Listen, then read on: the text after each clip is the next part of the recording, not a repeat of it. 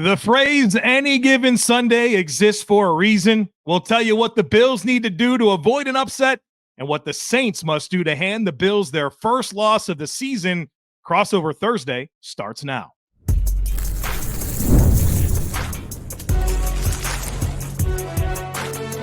You are Locked On NFL Crossover, part of the Locked On Podcast Network.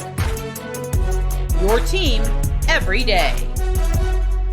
Welcome into this Crossover Thursday episode of Locked On Bills and Locked On Saints. We are proud members of the Locked On Podcast Network, your team every day. And of course, wanted to extend a big thank you, shout out, and welcome to our everydayers. Those of you who never miss a single episode, we appreciate y'all being here very, very much. Crossover Thursday is presented by Prize Picks. Download the Prize Picks app today and use code LOCKEDONNFL to get $50 in lineups after you play your first $5 lineup. I'm Joe Marino from Locked On Bills. He's Ross Jackson, the outstanding host of Locked On Saints. We're here to get you ready for Week 4 when the Saints travel to Orchard Park to face the Bills, a battle of 3-0 against 0-3. Ross, welcome in. Excited to break this football game down with you. Yeah, man, I think this is going to be a really interesting one, and excited to break it down with you. I had this one circled as the season began, not even just about the game, but just because I got to do a show with you. We don't get to do these very often. I know it's once every 8 years. Is that how this goes? Right, unless you get the random one-off opponent. Last time these two teams played was Thanksgiving, if I'm not mistaken, right? So that was down in New Orleans. This time up in Orchard Park, where you have a Bills team that's kind of doing what they're supposed to, and the Saints that are kind of doing what they're supposed to as well. Although I thought the first 2 weeks of the season, that's a football team that looked a little bit more competitive than you thought. And then last week against Seattle, looks like there was some issues there. What's the big storyline for the Saints entering this one? Yeah, I think the big thing is trying to bounce back from that very performance you just mentioned over in Seattle. That looked like a team that was indeed sleepless in Seattle before taking the football field. That was not a very good start for them. Everything that could go wrong did go wrong.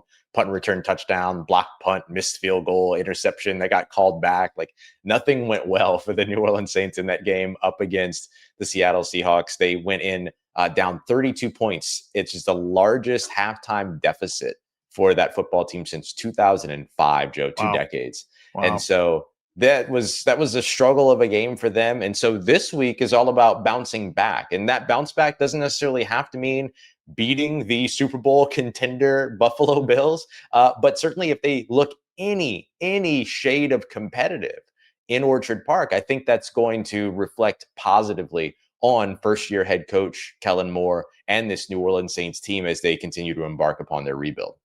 So one-score losses in week 1 and 2 against the Cardinals in San Francisco, both those games at home in New Orleans. What about those games maybe allowed the Saints to compete in ways that maybe some didn't expect? Yeah, I think a big part of it was that they didn't give up touchdowns on either quick or hidden possessions. And so the special teams touchdowns or the big returns, the losing of the hidden yardage game, all those things reared their ugly head up against Seattle in a way that they didn't against Arizona and San Francisco. Arizona and San Francisco were a little bit more about playing against the team that they were playing against, even though they still shot themselves in the foot a little bit. Seattle was a little bit more about them playing against the team they were playing against and playing against themselves as well. They really contributed to beating themselves in Seattle. And so I think that was a big part of it. And the other thing that I would, I guess, highlight as a part of it too is just the explosive plays, or really not even the explosive plays, Joe, but just the quick possessions that Seattle was able to turn in. 7 straight possessions in which they had a score, and many of those were 6 or fewer plays per drive, per scoring drive. And so a lot of that had to do with the starting field position that they had, a blocked punt that leads to a red zone possession right away, a 60-yard kick return that leads to a favorable field position. I think it's all of those things. And so this was altogether a 3-phase failure, whereas maybe the first 2 games, there was maybe a little bit of a dip in the defense in week 2. There was a little bit of a struggle on offense in week 1. This game up against Seattle was just a failure at all 3 levels, and that's always going to be really hard to combat, and it's always going to look ugly on a scoreboard. I'm sure a big bounce back opportunity. Maybe they don't win this game, but like you said, they compete, and those types of games can be foundational, right, for a team, a young team under Kellen Moore. That I'm sure there's a lot of coachable moments that he's been working through this week. Ross, when it comes to the Bills side of this game and the big story, everybody's talking third down defense. And the reason is because that's what we talked about all last year. It was an issue for this Bills team. Bills were awesome last year, right? They go to the AFC Championship game. They pushed Kansas City to the brink. Probably could have won the game, but it wasn't because their third down defense was any good. It was a problem. It was 29th in the NFL last year. And now it's still not performing well. They gave up 44% of third downs last year. They're at 43% so far this year, and that's heavily influenced by week 2 against the Jets, where the Jets were 0 for 11 converting third down. So if you go to Baltimore in week 1, where the Bills gave up 6 of 11 on third down, you go to last week against Miami, 10 of 15, and you realize you still have a third down problem. That's 62% against Miami and Baltimore. The good news, you got the Dolphins into 15 third downs. The bad news is you couldn't get off the field 10 times. And that's a major concern. And there's a lot that's coming for this Bills defense in terms of reinforcements. They're going to get Ed Oliver back and Matt Milano back and their first-round pick, Maxwell Harrison back. And they have some suspended players, and Michael Hoyt and Larry Ogunjobi that are part of this. There's been some new schematic elements for this Bills defense. They're playing 3 linebackers way more than ever under Sean McDermott. They're stunting more. There's some pressure looks that they haven't really shown before. So they're kind of evolving into a different style of defense, and they're shorthanded in some ways, but third downs are going to be a talking point until they're not a talking point. So you have not a great story to tell about how this has turned around year over year. So expectations are high for this third down defense on Sunday against the Saints, and of course, moving forward throughout the course of the season. Joe, do you find that it is truly the third down defense that's been an issue, or is it them losing on first and second down and allowing teams into favorable third down situations that has kind of been the issue for them? Because there's a similar story here in New Orleans, but it's kind of told a different way. So I'm just curious about where sort of the first and second down defense is and how that reflects the third down defense in Buffalo.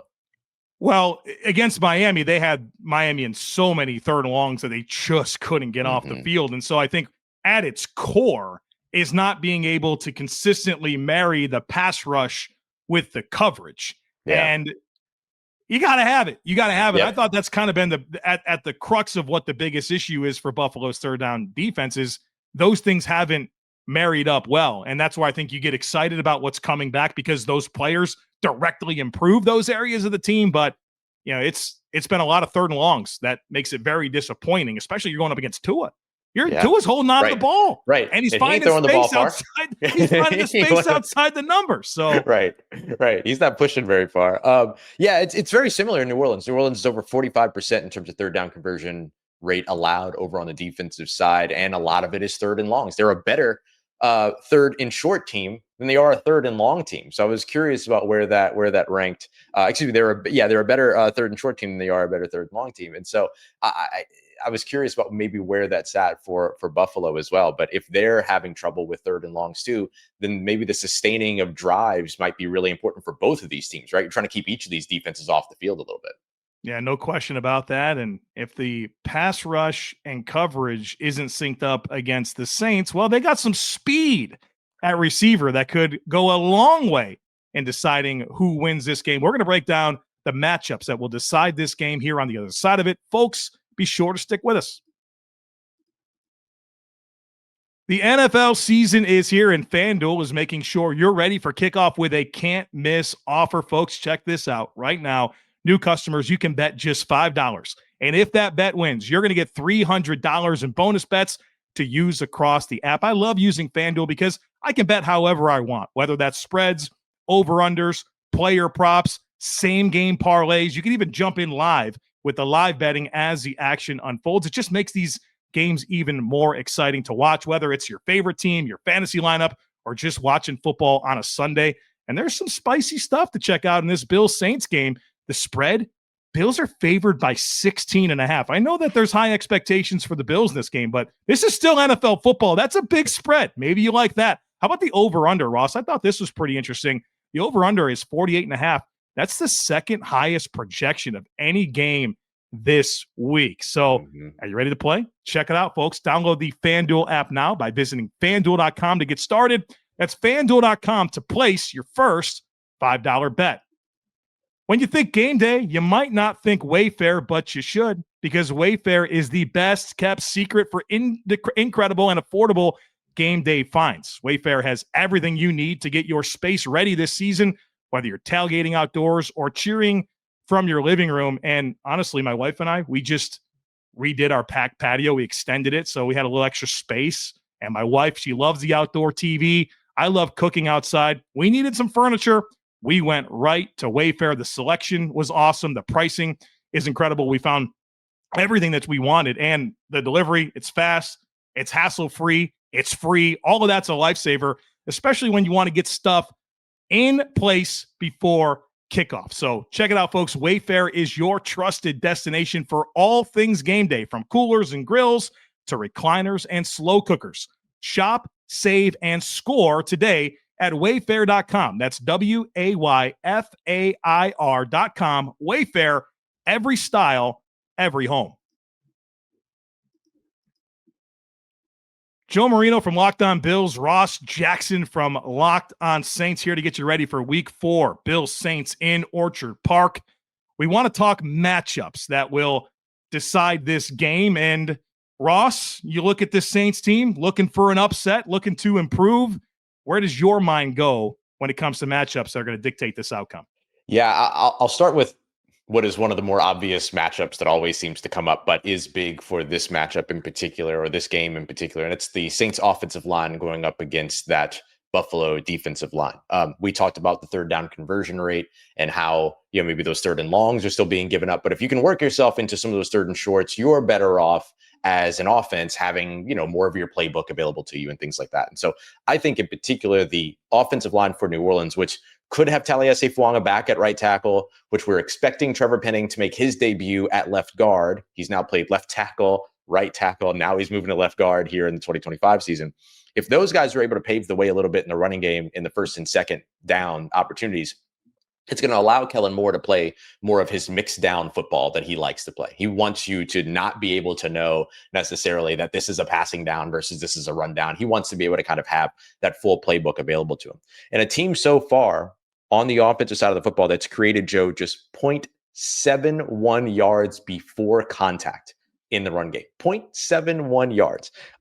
Number 28 in the NFL, going up against a vulnerable rushing defense in Buffalo, maybe one of their only vulnerabilities, along with aside from that third down defense.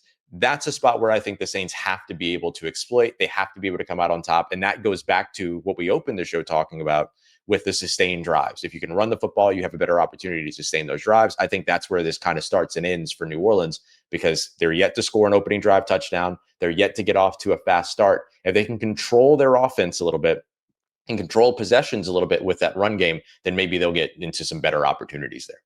I think it's a great call out, Ross. And when I think Saints offensive line, I think physical people movers, right? All of these guys, Banks, Ruiz, McCoy, if they get Fuaga back, Penning, like, you can have concerns about Penning, but he can move bodies at the line of scrimmage. And I think that's a fair call out that the Bills are not a very consistent team in terms of run fits, and they can get displaced up front. They got some young defensive tackles that they're going to be playing, and TJ Sanders and Deion Walker, and that could obviously be a huge opportunity. I have one of my bold bets this year is that Alvin Kamara gets his first 1,000-yard rushing season. Okay, we're in on that. All right, I have that with Kyle Krabs on Locked On NFL Scouting, so I'm hoping to cash in on that one. And this could be a big game for Alvin Kamara to get some rushing production. I think that's a big part of the Saints script, is being able to control the game with their rushing offense, and I think there's an opportunity for them to do that.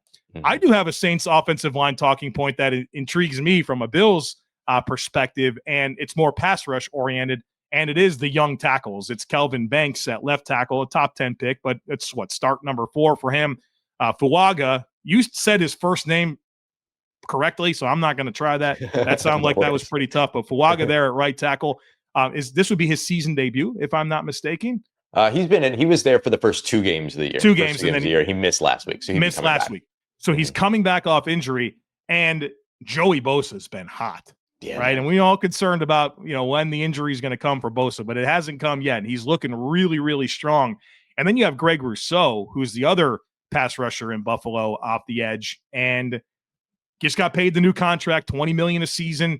And he's been a little quiet here to start the season. And I think this is a big opportunity for Buffalo to take advantage of some one-on-one matchups against some young tackles with some experience, paid veteran, first-round pick defensive linemen off the edge to put some heat on Spencer Rattler, get those negative plays, and put the Saints in some disadvantageous situations offensively. Yeah, I think it's going to be a big part. Look, people don't like to talk about it, but Kelvin Banks and Taliesin Fuang have struggled this season. I mean, they have allowed, they're the guys that are in the lead in terms of pressure allowed. Everybody's been critical of the Saints' interior offensive line, but really a lot of the pressures come from the edge. And the only reason why the sack numbers might not be there for the Saints on offense is because of how quickly Spencer Rattler gets the ball out of his hands. 2.49 seconds is his average right now. He's one of the fastest throwers in the league out of the 30 quarterbacks with 50 plus passing attempts so far this season. So really the only thing that's kept pressure off of him is how quickly they've dialed up the scheme to get the ball out of his hands. And I think that's going to be, something to really watch in this one, because if you get the pressure on him there and you force him to hold the football, I mean, that's going to take away some of these opportunities and the dynamic opportunities that this offense could have downfield, which they've not been able to take advantage of so far this season. Joe, I'll take us back to the run game real quick and go over to the Saints defense. I think one of the other big matchups that I'm going to be watching are the Saints linebackers, particularly Demario Davis and Pete Werner. Although, watch for number 44, Isaiah Stalbert, a guy that got mixed in early on in the game last week up against Seattle. Saints are starting to get a look at some of their young guys. It's evaluation season here in New Orleans, so they're getting some of those guys out there, rookie Quincy Riley and all that as well. But those guys and their ability to fit the run going up against the league's best rushing offense. And in my opinion, Joe, so far this year, the best running back in the NFL is James Cook, in my opinion. And so they're going to be going up against this guy who can take every option that's available to him in the zone run game and turn it into an enormous chunk play. And this Saints rushing defense has not had much going for it. The numbers look really good. 3.6 yards per carry allowed so far. That's pretty solid. That's top 10 in the NFL. Their yards after contact, yards before contact are some of the best that we've seen so far. But they've also been in situations where they've been playing with a deficit. And so the run game is not meant to attack in certain ways. In some ways, it's just meant to kind of run the clock. And the Saints have been at detriment from that quite a bit. So I think that's going to be a big piece that I'm also going to be watching, is kind of the run game on the opposite side, because if Buffalo controls this game, then the Saints are completely outclassed. Ross, it's a great call out by you. It's something I had down to get into as well, where you think Josh Allen and the Bills and throwing the ball, it's not really who they've been. Under Joe Brady, this team was top 5 in run rate, and they're right back in that spot again this season. They're a two-dimensional offense, and so they're going to pound the football, and they have a very, very unique run scheme. They run a lot of 12 and 13 personnel, 2 and 3 tight ends on the field all the time, and they got this rookie, Jackson Hawes, who is an unbelievable run blocker that, last year the toast of the Bills' run scheme was that they played this jumbo offensive lineman. Alec Anderson is like the big tight end. He's really a guard center type player. And now they don't need him anymore. They have Jackson Hawes, and he has stepped into the NFL and has very quickly become a special run blocking tight end. Yeah. And so you're in the draft. Oh man, every team should have got him. He's so foundational to what you can be in as a run scheme. And so you're in 12 and 13 personnel. It means you're introducing a ton of extra gaps to a defense to defend, while you also have James Cook, who thrives in the zone rushing scheme. He's number 2 in success rate on zone runs this season, but it's the cutbacks that he's able to find. You won't see a run scheme anywhere that sets up cutback opportunities for their running back like Buffalo does. And he rips off these huge runs all the time. It's crazy. Right. So now you have extra gaps. You have really good perimeter blockers. You have a great zone runner in James Cook. Oh, by the way, Josh Allen's your quarterback, so you're always +1 in their run game. So it's a tough order to deal with this Bills run scheme. And so you might think Josh Allen throwing the ball, but they're going to want to come in and set the tone with their rushing offense. Yeah, 100%. The Saints haven't had to play all 11 on defense or going up against an offense since the opening game with Kyler Murray at quarterback. Since then, they faced Mac Jones and Sam Darnold. Going up against Josh Allen, it's an entirely different task. All right. We're going to next focus in on what each team needs to do to win this football game. What's the winning script? We'll tell you what it is for both sides here on the other side of it. So, folks, be sure to stick with us. The NFL season is back, and honestly, there is nothing better than being in the stadium surrounded by fans cheering on your team. But let's be honest about it. Getting tickets can be a hassle between queues, login screens, and prices jumping at checkout. It is frustrating, and that's why I use Game Time, the app that gives the advantage back to fans. Game Time is fast, it's easy, and it's backed by the Game Time Guarantee. You're always going to get 100% authentic tickets delivered on time and at the best price. Plus, all fees are included, so the price you see is the price you pay. Ross, you remember a couple weeks ago, I sent you a text message. I said, Ross, I'm stuck. I'm stuck in Buffalo. And I need to get home, but I couldn't get home. My flight was delayed 28 hours. You know what I needed? Last-minute tickets to Bills-Ravens. You know what I found? Last-minute tickets to Bills-Ravens right there at the airport. And you know what was important to me was like my view from where I sit. I wanted to sit in the 300 level, but I wanted to be on row one. I didn't want anyone standing up in front of me the whole game. So I made sure I got that seat. And with the seat view that you get on Game Time where you can see your view, you know you're going to be where you want to be in the stadium. And I love that. It's just faster, it's cheaper, and it's less stressful than any other way that I've purchased tickets. So download the Game Time app, create an account, and use code LOCKEDONNFL for $20 off your first purchase.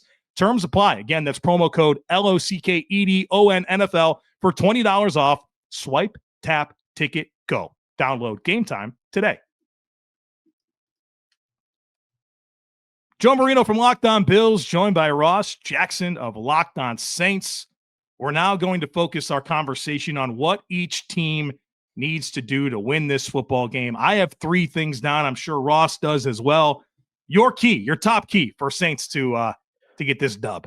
Yeah, I would say that the dub is very different for New Orleans, right? The dub you seemed uncomfortable there, Ross. Yeah. The dub isn't necessarily getting a win, although that would send shockwaves through New Orleans in a way that like everybody here would love. Do not get me wrong. So we know any given Sunday is definitely a thing. But for me, the idea of winning is to show that you can be competitive against one of the NFL's best teams, regardless of what the result of the game is. And so for me, I think the first thing is not beat yourself. And that's something that the New Orleans Saints have done quite a bit. They've been penalized a ton. They've been penalized on third downs where they would otherwise be getting off the field, which is always frustrating.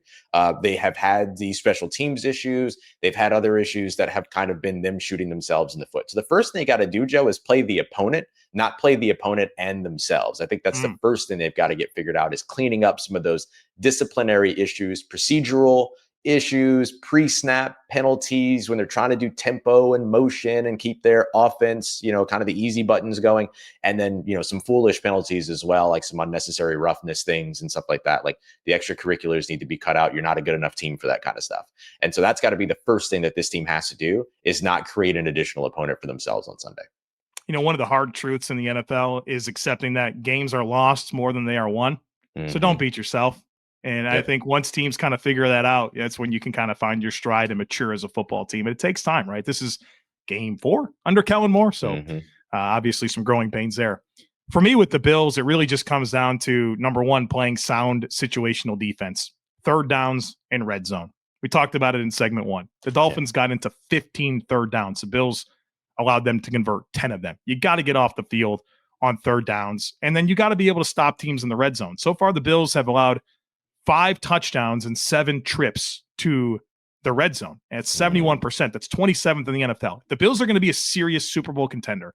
They got to be able to play better third down defense, and they have to be able to stop teams in the red zone, which is structurally how their defense is set up. Like, they're going to play a lot of too high coverage shells. They're going to give you some light boxes. They're going to invite you to say, hey, if you can string 10, 11, 12 plays together and them all be positive, you're going to have a good chance to score, but we're going to tighten the screws in the red zone. We're going to introduce some variance. The Bills are very good at taking away the football. Sean McDermott, this is crazy. 12 years in a row, top 10 in percentage of defensive drives that end and a takeaway.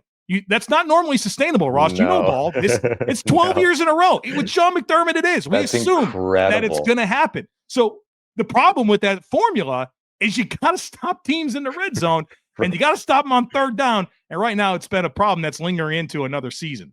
Yeah, that's an incredible stat, like shockingly so. Wow.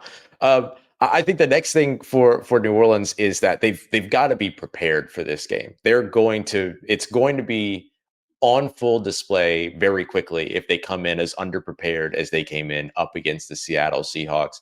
This team has not gotten an interception yet this season. This team has not scored on its first possession yet this season. This team was scoreless through the first quarter as well. And so the Saints have to get this stuff figured out to where they're impacting the football on the defensive side by knowing what it is that they need to do to match up with an opposing offense. They need to get their offense rolling and take advantage of the incredible speed and explosion that they do have at the wide receiver position, which only one receiver so far for the Saints, and let me say pass catcher for the Saints so far, averages more than 10 yards per catch so far this season. And it's tight end Jack Stoll, who had a 13-yard catch last week and had one other 10-plus yard catch in another week. That's it. And so the Saints have got to start taking advantage of the talent that they have downfield. And in order to do that, you got to come in prepared and know how to be able to take advantage of this. You can't come in every week and say after the game, well, the defenses took this away when you played three different defenses who have attacked you three different ways and have played three different types of coverages against you and taken your big play position, taking your big play potential away. At some point, the common denominator is actually the issue. And so I'd like to see the Saints get a little bit better there. You know, every zone coverage eventually becomes man coverage, and I promise you the Bills don't have a single player that can run with Chris Olave. So he went up to that Rashid guy. Shaheed. right. Or I saw his yards per catch is like 9 or something like that. I don't know if he was coming back off injury and he didn't have the juice back, but nope, just despicable. It's just despicable in terms of the usage. I've been texting you about him for years. I'm like, yep. When's he freed up? When can he get the ball? Number 2 for me is zero panic. You just can't have zero panic in this game. It's game 4 of the Kellen Moore era. It's a quarterback. I know this is a Ross Jackson stat that has never won a start, right? He's 0-9 and Spencer Rattler. This is year 9 of Sean McDermott. It's year 8 of Josh Allen. He's the NFL MVP. And, look, you just don't need to have any panic. I go back to the Broncos playoff win that the Bills had last year in the wild card round. Broncos got the ball first, and they hit a bomb to Troy Franklin. It was a touchdown, and you're thinking to yourself, oh, geez, like, is this going to happen right now? And then you play the rest of the game. The Bills win 31-7. They score 31 unanswered points in the playoffs. Like, your maturity as a football operation has to shine in this type of game where you are just simply a deeper, more talented roster that's at home. Play your game. Don't panic. Maybe they make a play. Maybe Chris Olave catches a bomb. Maybe there's a reverse to Rashid Shaheed. Maybe there's a special teams thing that goes the Saints' way. Just keep playing and dare the Saints to outscore you for 60 minutes, and I don't think they can. Yeah, that's a good one. That's a really good one. I mean, you have to maintain your composure no matter what it is that goes down. The Saints is a young team. We're learning that. Obviously, a veteran team needs to be able to do that as well. I think my last one here is that the Saints need to get Chase Young back out on the football field, and he needs to have an impact. He can't be a player that comes back and then doesn't, make some kind of a difference. Last year, according to our friends over at True Media, the Saints pressure percentage ticked up 7%. The Saints sack percentage ticked up 2% with Chase Young on the field versus when he was off the field. Those aren't massive moves, but they would be massive for where the Saints are right now as one of the worst teams in the NFL in generating pressure. They're second to last in the league. And so with a 7% boost, they'd at least be ahead of like the Cincinnati Bengals in the 31.5% range. And that would put them around 24-ish. And so I think that this would be a great game for the Saints to get Chase Young back and for him to show some kind of impact. The Saints had 39 sacks last season. 31 of them happened with Chase Young on the field. It's not just about what he produces. It's about the attention that he could potentially draw and allow some other guys to produce. Last week, he wasn't on the field. The Seattle Seahawks clued in and really focused in on Carl Granderson, who's the other top edge rusher, along with Cam Jordan. They focused on taking Carl Granderson out of the game. No sacks for the Saints team for the first time this season after starting off with 8 second in the NFL through the first 2 weeks. So I think Chase Young coming back would be huge, but Chase Young coming back and having some kind of impact would bring them a little bit closer to being that competitive team. And obviously a pretty big commitment to Chase Young with the contract extension. And we know that every dollar with the Saints and the cap situation and what it's been matters a ton. And so there needs to be return on that investment. Last one for me, Ross, is to expect the unexpected. This is a team that got smoked last week that has a young coach that's looking to prove himself as a leader. And I expect him to work hard to galvanize this team and to put some things into this game plan that helps them steal possessions, right? There could be some trick plays. There could be some special teams fakes. The Bills have to play a smart football game against a team that I think is going to come out trying to swing. We know that your team like the Bills, every game that you play is a measuring stick for that opponent, especially a young team like this. So I think there's going to be a lot of potential for some of those opportunities that the Saints will look to steal a possession, and the Bills need to be ready and disciplined for those types of moments. Love that. All right, folks. Well, this has been a blast getting ready for this game with Ross Jackson. Folks, I hope that you'll continue to stay dialed in on coverage from both Locked On Bills and Locked On Saints all week as we get you ready for the game. And then, of course, as we break it down afterwards. So, as always, we kindly ask that you share, subscribe, rate, and review. Have a great rest of your day, and we look forward to catching up with you again real soon.